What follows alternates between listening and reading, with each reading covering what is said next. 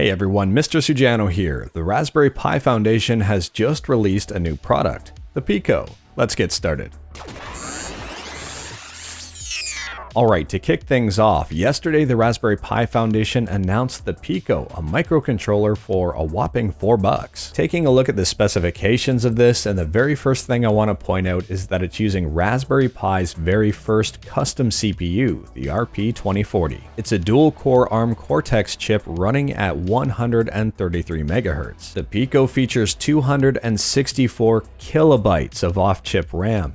It supports up to 16 megabytes of off-chip flash memory via a dedicated QSPI bus. It has a DMA controller, interpolator, and integer divider peripherals, 30 GPIO pins, 4 of which can be used as analog inputs, 2 UARTs, 2 SPI controllers, and 2 I2C controllers, 16 PWM channels, 1 times USB 1.1 controller and PHY with host and device support, 8 Raspberry Pi programmable I/O PIO state machines, and USB mass storage boot mode with UF2 support for drag and drop programming. It has 2 megabytes of flash memory and it supports voltages from 1.8 to 5.5. After going through those specs, if you're kind of left wondering, what exactly does this mean? That's absolutely fine because that's what I'm kind of here for.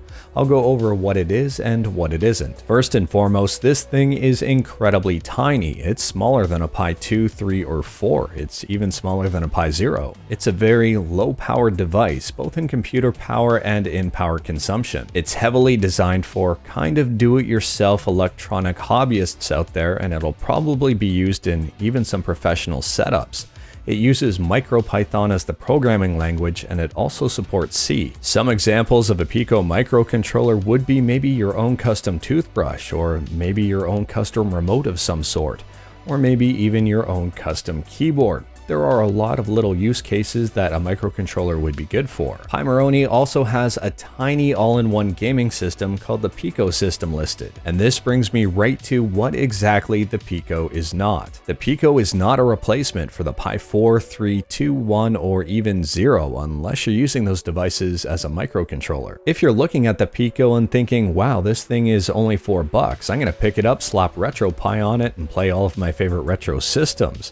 That's probably not what you want to be doing. I'd recommend picking up the Pi 0 instead for an extra $1. It's a lot more powerful and will play a ton more games. In terms of gaming performance, the PICO is a really low power device, so you might be a little bit underwhelmed at what it can do.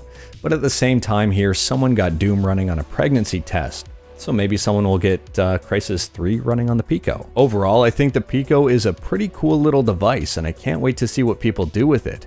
And it's only $4, so it might be worth picking up just to mess around with it and have some fun. But anyways, that is all I've got for today. Let me know your thoughts on the PICO in the comments below. If you like this video, leave a like. If you didn't like this video, leave a like. Hit that subscribe button, check out my other videos. Thank you everyone, take care.